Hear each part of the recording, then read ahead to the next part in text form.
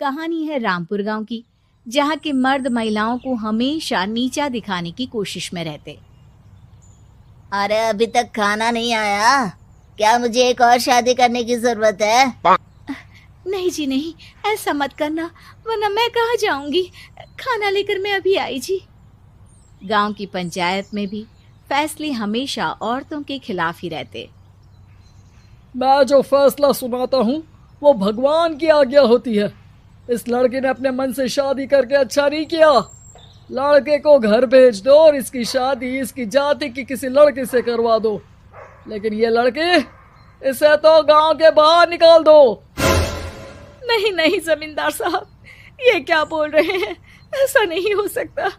मेरी बेटी मासूम है, इसे अच्छे बुरे की समझ नहीं है। अरे कहाँ जाएगी ये बेचारी? कहाँ जाएगी? इतनी चिंता है तो पूरे परिवार का गांव निकाला कर देते हैं। बेचारे पूरे बसे बसाए परिवार को गांव छोड़ना पड़ता है। चाहे जो हो, अगर बेटियों को कंट्रोल नहीं कर सकते तो गांव में रहने का कोई मतलब नहीं है। यहाँ औरतों को दब कर रहना होगा। कोई भी अपने हिसाब से कुछ नहीं कर सकता, सब ईश्वर की मर्जी से ही होगा। तभी गांव का एक आदमी दौड़ा दौड़ा आता है। सरपंच साहब, जमींदार साहब, वो कालिया है ना, उसकी बेटी पढ़ने के लिए शहर जा रही है। अच्छा, ये कब हो गया? और कालिया की हिम्मत कैसे हो गई ऐसा करने की? लेकर आओ उसे और उसकी बेटी को। बस फिर क्या था, हाजिर हो जाते हैं कालिया और उसकी बेटी सरपंच के सामने। अरे कालिया, ये क्या सुनने में आ रहा है? बेटी को इंजीनियर बना रहा है तू? और ये बता, गांव में तो स्कूल नहीं है, फिर कहां से इतनी क्लास पास कर गई तेरी बेटी? राधा, जो कि कालिया की बेटी है, उसे लगता है कि सरपंच उसकी तारीफ कर रहे हैं। सरपंच जी, मैंने ऑनलाइन पढ़ाई की है, डिस्टेंस लर्निंग से। सभी में मैंने अच्छे नंबर पाए हैं, जिसे देखते हुए शहर की इंजीनियरिंग कॉलेज में मुझे स्कॉलरशिप मिली है। वाह जी वाह, क्या होती है ये? पहले तो ये बताओ, फिर आगे की बात करते हैं। पूरा गांव राधा की बात सुन रहा था और राधा बोलती जा रही थी। तो ऐसे मैं फ्री में एक अच्छी शिक्षा लेकर गांव में जो कुछ परेशानियां हैं, जैसे बिजली, पानी और इंटरनेट जैसी समस्याओं के लिए काम करूंगी। मैं गांव को शहर से जोड़ने के लिए पुल का निर्माण करवाने का प्रस्ताव रखूंगी। मुझे पूरी उम्मीद है कि जल्द ही हमारा गांव भी तरक्की की राह पर चल पड़ेगा। राधा की बात सुनकर सारे गांव वाले ताली बजाने लगते हैं। सरपंच को समझ नहीं आता कि वो क्या करे। चुप रह नादान लड़की, गांव के खिलाफ जाने के लिए तुझे गांव से बेदखल कर दिया जाएगा, वो भी पूरे परिवार के साथ। और हाँ, अगर ठीक से गांव में रहना चाहती है तो ये पढ़ाई लिखाई छोड़ दे। हम तेरे लिए गांव का कोई होनहार लड़का देखेंगे। तभी गांव का एक आदमी बोल पड़ता है। अरे नहीं नहीं सरपंच जी, राधा बिटिया जो बता रही है, अगर वैसा हो जाए तो हम लोगों को पैसा कमाने के लिए बाहर नहीं जाना पड़ेगा। हाँ जी, और ना ही कोसों दूर पानी के लिए भटकना पड़ेगा। हमारे बच्चे भी अच्छी पढ़ाई कर सकेंगे और आगे बढ़ेंगे, ना कि हमारी तरह खेती करते बैठेंगे। क्यों गांव वालों, राधा बिटिया का साथ देना चाहिए ना। सरपंच देखता है कि गांव राधा के साथ है तो वो चुप हो जाता है। वो घर आकर अपने सलाहकार से बात करता है, जो बहुत ही चालाक किस्म का इंसान होता है। अरे सरपंच साहब, आपको बहुत ही होशियारी से काम लेना पड़ेगा। एक बार गांव तरक्की कर गया, यहाँ के बालक पढ़ लिए तो कोई ना पूछेगा आपको। और फिर ये जो बेटा और बेटी है ना आपके, इनको भी आम लोगों की तरह ही जीवन जीना होगा। हाँ, लेकिन करे तो क्या करे?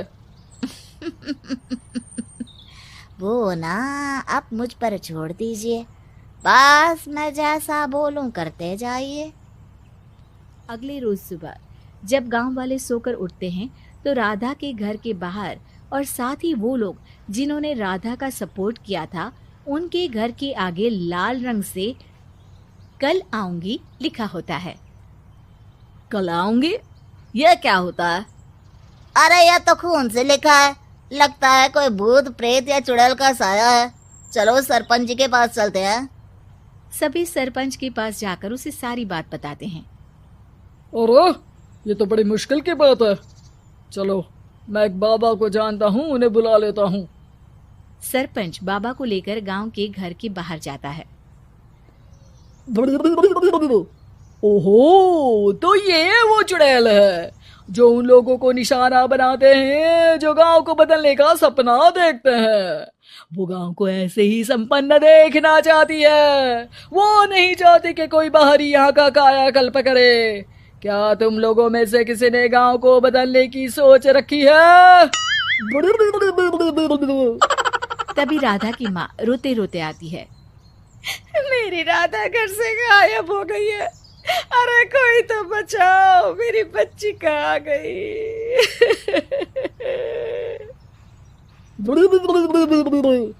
ले गई वो चुड़ैल, तेरी बच्ची को ले गई। अब वो उसे श्रापित करके छोड़ेगी, उस पर चुड़ैल का साया हो जाएगा। तभी बुरी सी हालत में राधा भी वहां आ जाती है। उसके बाल चुड़ैल की तरह फैले होते हैं और कपड़ों में खून लगा होता है। सभी राधा को देखकर डर जाते हैं। माँ, पता नहीं मुझे कौन उठा कर ले गया था। अरे दूर दूर हो जा चुड़ैल, अब हम लोग इस गांव में नहीं रुकेंगे। अरे कैसे बातें कर रहे हैं आप? कल तो आप मेरे भरोसे गांव का हुलिया बदलने, अपने बच्चों को पढ़ाने और तरक्की उन्नति की बात कर रहे थे, तो आज क्या हो गया आपको? ये फिर तुम लोगों को बहकाएगी। ये चुड़ैल गांव में आ चुकी है, ऐसे ही ये तुम्हारे घर के बच्चों को भी ले जाएगी। गांव वाले राधा को गांव से बाहर निकाल देते हैं। उसके माँ बाप रोते रहते हैं, लेकिन गांव वाले नहीं मानते। मैं भी अपनी बहन के साथ गांव के बाहर रहूंगा, लेकिन वो पढ़ाई नहीं छोड़ेगी। वहीं सरपंच के घर पर सलाहकार कहता है। देखा, सांप भी मर गया और लाठी भी नहीं टूटी। लेकिन अगले ही दिन सरपंच के घर के बाहर भी वही शब्द लिखे होते हैं। और फिर सरपंच की बीवी कहती है, हमारी बेटी को किसी ने अगवा कर लिया है। तभी राधा का भाई वहां आ जाता है। अरे गांव वालों, मैंने सरपंच जी की बेटी को देखा था। वो चुड़ैल उसे उठाकर ले जा रही थी। अरे क्या मजाक कर रहे हो? नहीं नहीं सरपंच जी, आप नहीं जानते। वो चुड़ैल अब आपकी बेटी में आ जाएगी, जैसे राधा के अंदर आ गई थी। तभी सरपंच की बेटी वैसी ही हालत में वहां आती है जैसे राधा आई थी। पापा, पता नहीं कैसे मैं गायब हो गई थी। चुड़ैल, इसके अंदर भी चुड़ैल का साया है, मारो इसे। अरे नहीं नहीं, इसे भी राधा के पास गांव के बाहर ही भेज दो। अरे चुप रहो, मेरी बेटी कहीं नहीं जाएगी और चुड़ैल वुड़ैल कुछ नहीं होता है। अरे कैसे बात कर रहे हो सरपंच जी? आप तो बोल रहे थे कि आपका फैसला भगवान का ज्ञान होता है, तो अपने पर बात आई तो अब आप ऐसे बोल रहे हैं। अरे ना ना ना, आपको अपनी बेटी को त्यागना ही होगा।